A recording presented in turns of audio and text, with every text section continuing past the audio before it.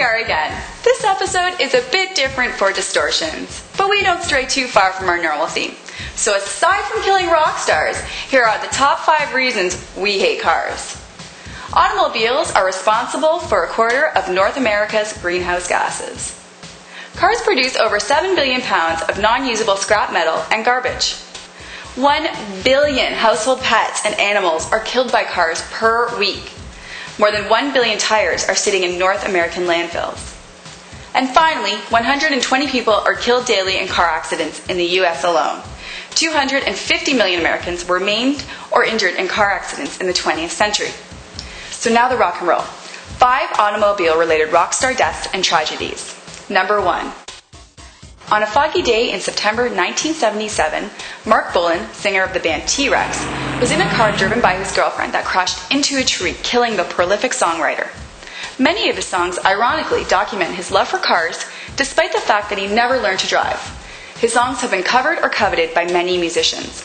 It was rumored that David Bowie consulted a psychic that foresaw the tragedy.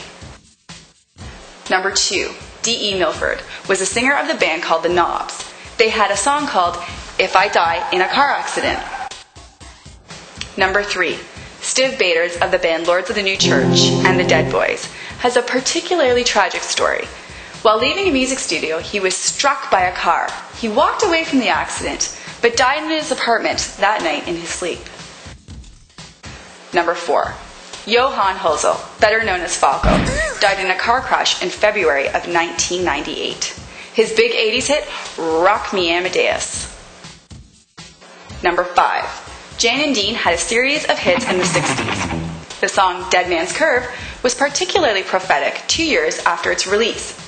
On April 12, 1966, Jan Berry crashed his Corvette Stingray into the back of another vehicle, with eerie similarity to the lyrics contained in Dead Man's Curve.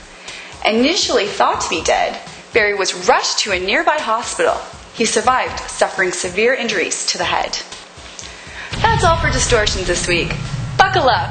It's not so sad. We'll see you soon when again we distort your reality.